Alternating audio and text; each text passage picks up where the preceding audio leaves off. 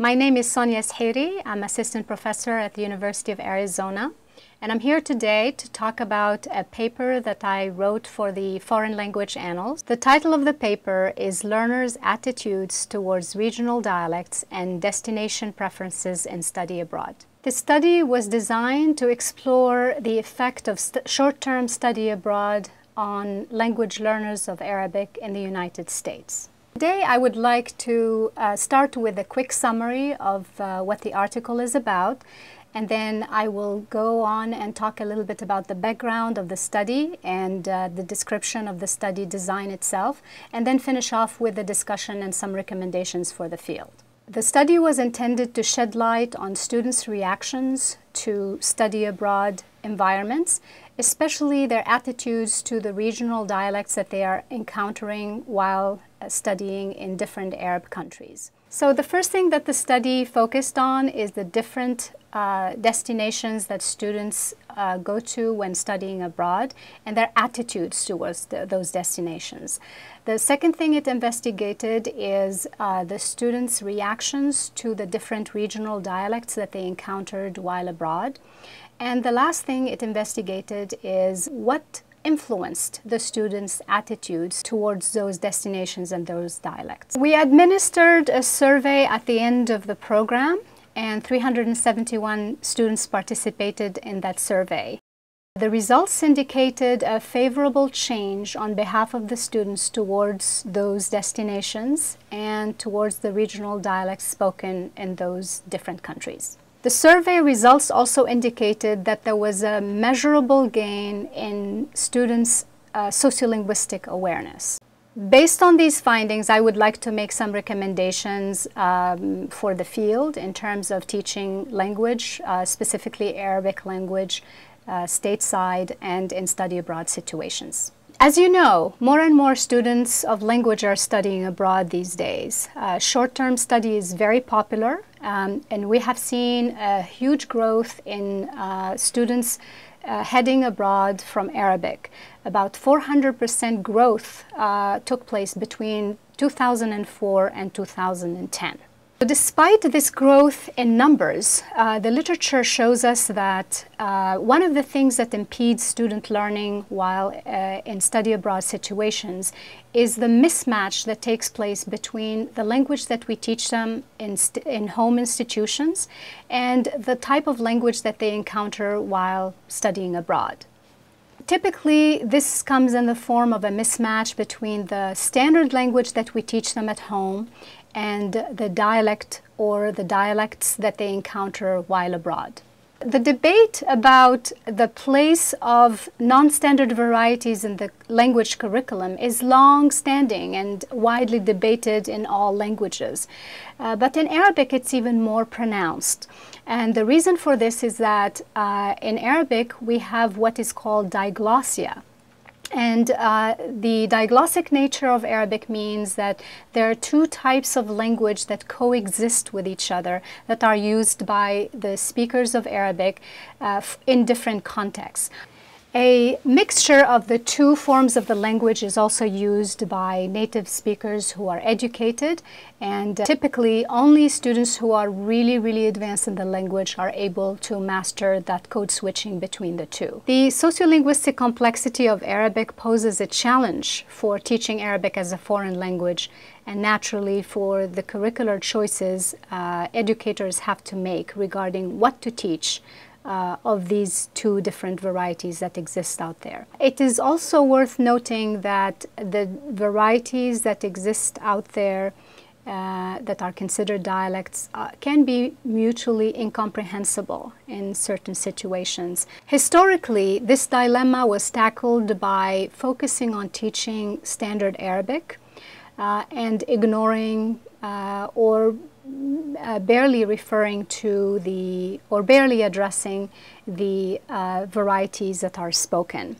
Unfortunately, what this does is that when students go abroad, they quickly discover that what they have learned at home is very different from what they are actually experiencing with the people in real life, and that and we see that the literature shows that students get confused.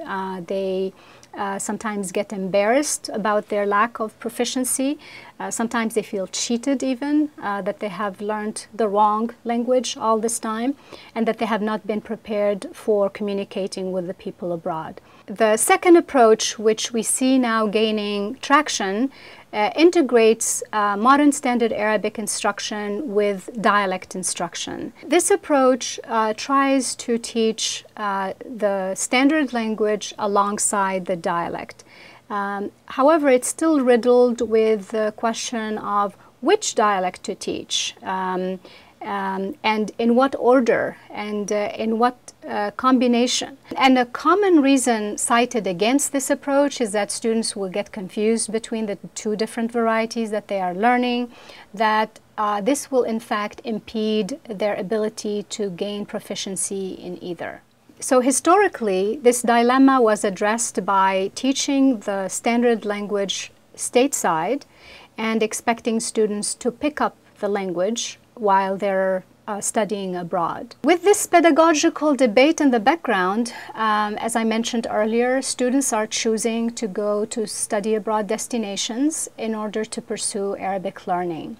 Because the debate about whether to teach a dialect is still ongoing in the American language classroom, what happens is that these students are now heading to all these different destinations in the Arab world, potentially unprepared for their experience of immersion in that particular host society.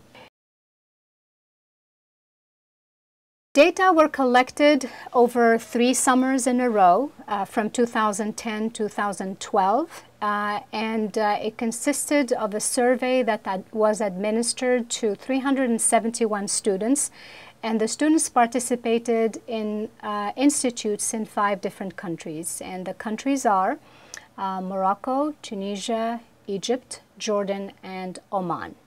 The program was government funded, and it intended to capture the diversity of the Arab world by sending students to different parts of the region, such as the Gulf and the Maghreb region, in addition to the traditional destinations of Egypt and the Levant. The program focused on promoting meaningful contact with members of these diglossic host societies by specifically integrating into the curriculum regional dialects and culture teaching, both pre-departure and in-country. This was in addition to the daily 4 hours of instruction at the host institution abroad. The participants in this study had all had modern standard Arabic in the US and had little or no exposure to the dialects of the countries in which they were placed. The participants were asked after the end of the program to fill out a survey, and they were asked to respond to 4 questions. They were asked to reflect on their pre- and post-program attitudes towards countries of destination in the Arab world. They were asked to reflect on pre- and post-program attitudes towards learning a dialect of Arabic. Third, they were asked to reflect on their current attitudes towards learning a single variety of Arabic and towards learning multiple dialects. And in the 2012 version of the survey, they were asked to reflect on the factors that they believe shaped their attitudes.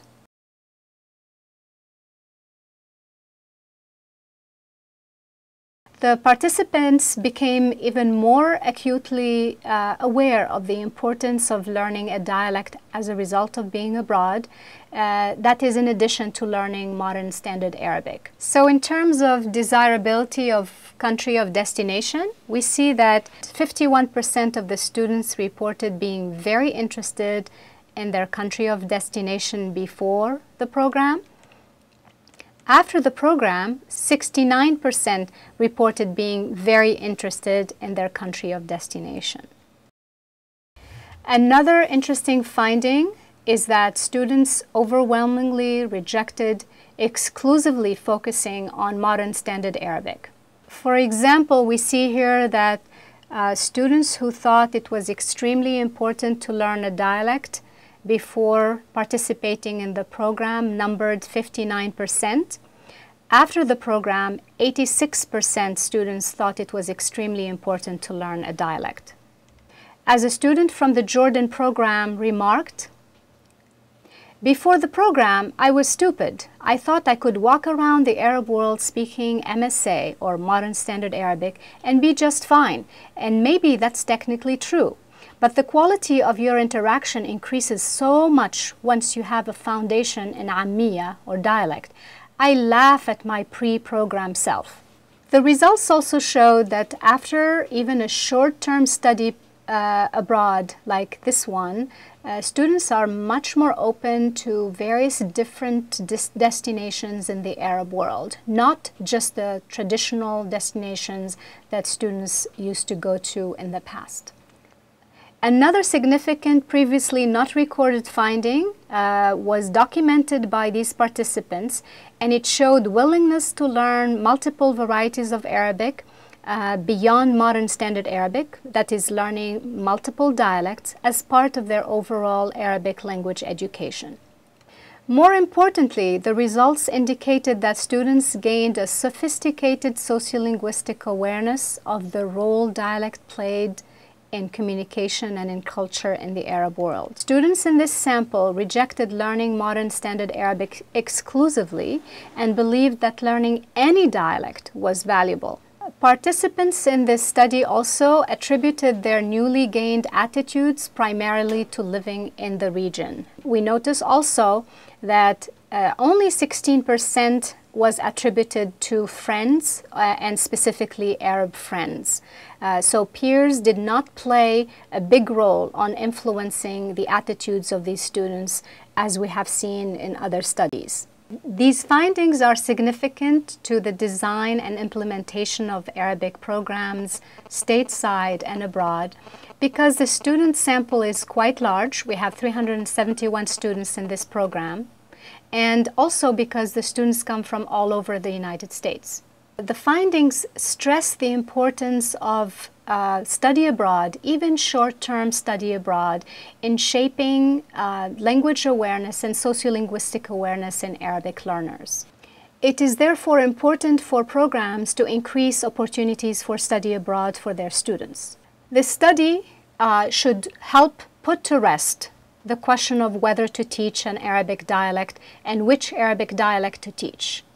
Once in contact with their target societies, students unanimously reject the exclusive focus that we now have on Modern Standard Arabic. Students are interested in learning the dialect in order to communicate and bond with their host society. Once in contact with the target societies, students of Arabic almost unanimously reject the current exclusive focus on Modern Standard Arabic, and they realize the importance of learning a dialect, any dialect, and even multiple dialects to connect and bond with members of their host community. This suggests that educators and program directors should take their cue from the students on the ground and add or further strengthen the dialectal and sociolinguistic aspects of the Arabic curriculum at home. The data reported here show that in addition to teaching Modern Standard Arabic, it is important to teach dialects, including the less commonly taught dialects as well. The curriculum also should include a component that addresses sociolinguistic awareness and raising that awareness in students. Raising students' awareness of the diglossic and multiglossic nature of Arabic will better prepare them for their experience abroad. This combination of sociolinguistic awareness, linguistic preparedness in the dialect, in Modern Standard Arabic, these are all tools that we need to combine in order to prepare our students for work opportunities as well as travel and communication in the Arab world.